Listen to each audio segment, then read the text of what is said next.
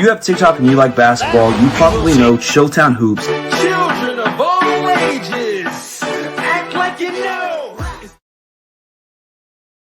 Good morning, ladies and gentlemen, boys and girls. Welcome to Chilltown Hoops. I'm your host, Jermaine. The youngsters call me OG. My friends call me J-Dub. Let's get to it. You know, a great country singer, his name is Toby Keith. He said, I may not be as good as I used to be, but I'm as good once as I've ever been. And I see Steph Curry. He's getting a little long in the tooth, 36 years old. He'll be 37 when the playoffs start. So, you know, there's some mobility issues. You know, he doesn't move like he used to. He still gets up and down the floor, but he's not athletic as he was 5-6 years ago because I'm getting older. But I still can do what I used to do at least once, and I can do it as good as I've ever done it.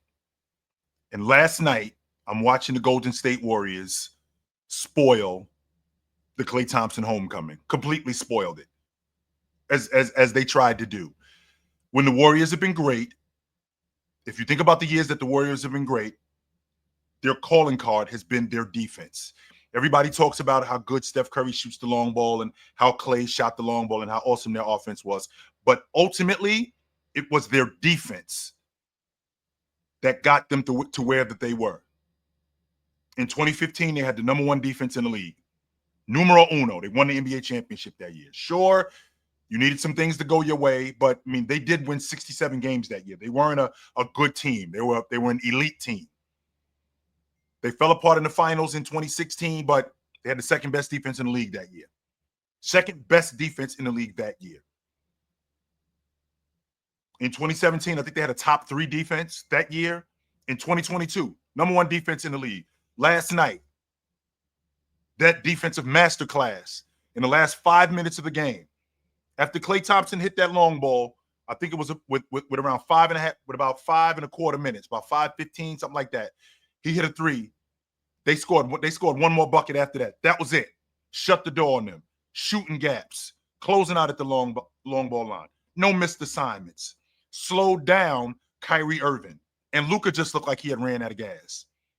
Steve Kerr said a while ago that this might be the deepest team that he's ever had. And I scoffed at that. And the reason why I scoffed at that is because I remember the deep teams he had. That team in 15, that was a deep team. That team in 16, that was a deep team that he had. He played 10, 11 guys. This crew right here is on par with that.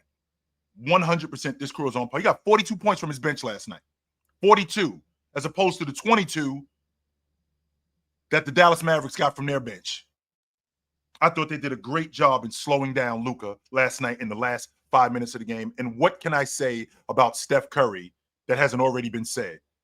Steph Curry was laying in the weeds last night.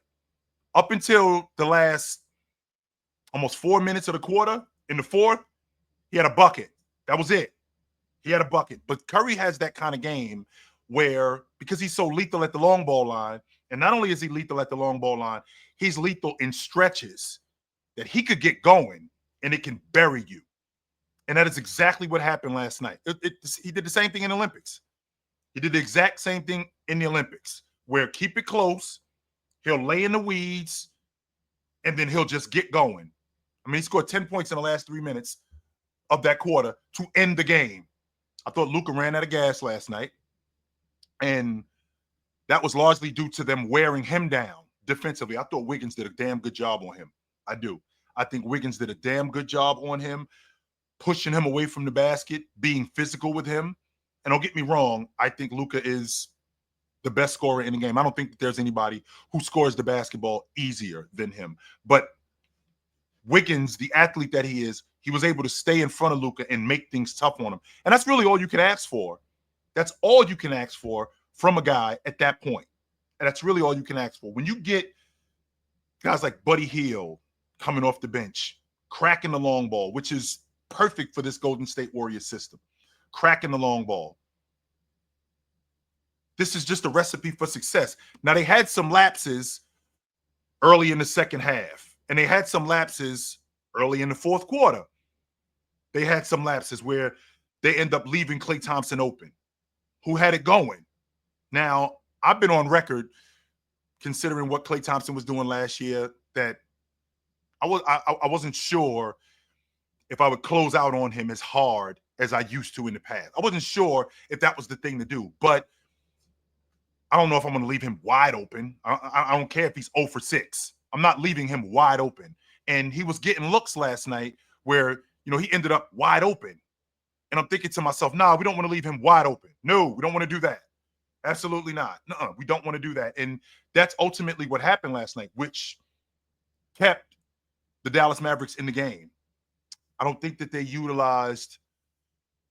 tried to utilize, let me rephrase that. They tried to utilize Derek Lively around the rim, but Draymond is just so good. One, as a quarterback, and two, as a disruptor. He's so good in the paint. His hands staying busy, digging, swiping at the ball, causing confusion and causing disruption. He's so good at that. And he's playing at a level defensively that rivals what he's done in the past when he was one of the best defensive players in the league, arguably the best defensive player in the league. How he's closed out at the long ball line, blocking shots at the long ball line. He's been fantastic, 100%. And this is who the Golden State Warriors are in terms of their staple. This is who they are. This is what makes them awesome. In 22, like I said, when they won the NBA championship, they had the number 1 defense in the league. When they got mopped out of the playoffs by the Lakers in 23, they weren't even a top 15 defense. They weren't a top 15 defense that year. This year, I think they're second or third. So whenever they're at the top of the league defensively, the Golden State Warriors are hell to deal with. I thought that the action that they ran really kept Dallas off balance. And I felt like the lack of action that Dallas ran in the meat and potatoes of the game, I felt like that really played into Golden State's advantage. Because Golden State they are a switch heavy team, but they're not nearly as switch heavy as other teams. They will fight around screens because you got teams who will hunt mismatches. Dallas in particular, they will hunt mismatches. And they tried to hunt the mismatch with Curry, but Wiggins didn't allow it nearly as much. Don't get me wrong. Curry did get switched on to him a couple of times, and he held his own. But for the most part, Wiggins fought around screens last night. With Wiggins fighting around screens, I'm seeing Buddy Hield. All of these guys are locked in. Melton is locked in. All of these guys are locked in when it comes to defense. And that's largely due to their quarterback. That's largely due, not their quarterback. Let me rephrase that. That's largely due to their interior lineman, Draymond Green. He's their signal caller. He is their signal caller. Now, when you have a big like Joker that stretches the defense, that's as good as he is, they're going to cause a multitude of problems for Golden State. A multitude of them, because that's where the hole is. But when you play small ball and they match up where you have a 5-man that's not as efficient, you can be beat by Golden State. You will be beat by Golden State, 100%. So with that being said, this Golden State Warriors team, and I know it's early, we're only in week 3, but they look serious. They look like they're serious. 100% they look like they're serious. Injuries have slowed a lot of guys down, and it's evident. Joel Embiid, he looks a step slower. He doesn't look like himself. That was one of the worst performances that I've seen. And I'm not buying the logic. Oh, he's rusty, because if he would have came back last night and got busy, Joel Embiid is back. So I'm not buying that. I'm not trying to hear that at all. If he would have came back last night and went 28, 13, and 3 blocks, Joel Embiid is back. But because he was less efficient and less effective, he's rusty. Well, what are ways that you can knock that rust off? Well, one of the ways you knock the rust off is you run. I don't care how good of a long ball shooting team you are. I don't care how good you stretch the defense. One of the ways to make yourself a better shooting team is the big man running, rim running. That's one of the best ways to do that. And Joel Embiid does not rim run. He does not create good looks at the rim. When you create good looks at the rim, which he didn't last night, because he's running to the break, he's running to the long ball line, which I'm still having a difficult time with that. He's running to the rim. I mean, he's running to the long ball line. In the process of him doing that, They're not getting anything easy at the rim. If he runs to the rim, they get something easy at the rim. What happens after that is that the defense collapses. When the defense collapses, we get more wide open looks at the long ball line. A lot more wide open looks. That wasn't going on last night. That was not going on. Nobody was getting to the rim. Everybody was running to the long ball line in transition. That's a recipe for disaster. That's a recipe for disaster. Now, this team obviously goes as Joel Embiid goes. Obviously they do. And he's got to be better. Is he over? I'm not going to go that far, but he's got to be better. 100% he's got to be better. And since we're on the subject of better, I got to give credit to a guy named Dyson Daniels. When I watch Dyson Daniels, he gives me Alvin Robinson vibes. How he gets in the passing lane, how busy his hands are, how aggressive he is at beating guys to spots. I love everything about him. Everything. And I thought he did a great job on Jason Tatum last night. A great job. I thought he was physical with Jason Tatum. I thought he made Jason Tatum work for every bucket that he got. I thought he did a good job closing out on him, pushing him off of his spots. I thought he did a damn good job on Jason Tatum last night. I have to give him an immense amount of credit for that, because that's what you do as a defender. One of the main reasons why I watch the Atlanta Hawks is Jalen Johnson and Dyson Daniels. I don't really watch them for much else except that. I pay a lot of attention to those two guys. I think Dyson Daniels is going to be an all-league defender this year. I think he's going to be an all-league defender. They beat the Celtics last night with their defense, and they destroyed them on the glass. Everybody talks about the Boston Celtics calling card, which is their long ball. Sure, the Celtics play defense too. They also rebound, but they got beat at their own game last night on the glass. That was the difference. That was the difference in the ball game. That and what Dyson Daniels did in terms of his job on Jason Tatum. What he did closing out on Jason Tatum, making Jason Tatum take tough shots. I thought he did a great job at that. A great job. And I don't want to sound like a broken record, but if you defend and you rebound, you will always have a chance to win, no matter what. If you defend and you rebound, you will always have a chance to win. That's why Golden State is as good as they are. That's why Cleveland is at the top of the league. They're a top 10 defense. They're one of the best rebounding teams in the game. If you defend and you rebound, you will consistently be in games. Doesn't make a difference who you're playing against. And last night, maybe it's a fluke, maybe it's not. I don't know.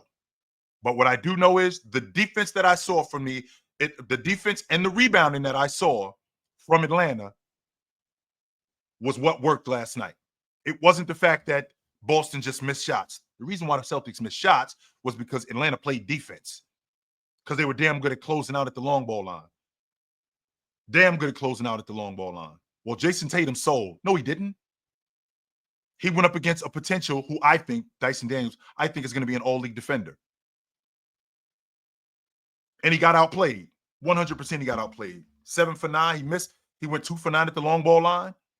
And again, what I can't do is I can't fault him for that, because that's his game. That's 100% by design with the Boston Celtics. Whenever they play, they're going to crack the long ball. That's just who they are. But you still have to do the other stuff in order to win. And they didn't do that last night. And I think Atlanta did. And because Atlanta did that, defending, getting on the glass, that's the difference in the ball game. The Golden State Warriors look like they're serious. Yes, they do. They look like they're serious. I'm going to revisit them. I'm going to consistently revisit them throughout the season.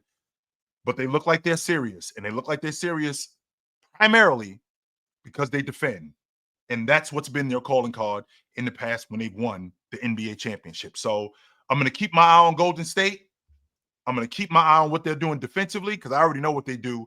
I already know what they do as a long ball shooting team. I already know what they do as an offensive team. I'm going to keep my eye on them specifically on their defense and their rotation guys, because that's what's been the biggest deal for me when it comes to Golden State. So I will see you guys soon. But until then, put on a suit, drink water, don't drink and drive. Hey, man, call your mother.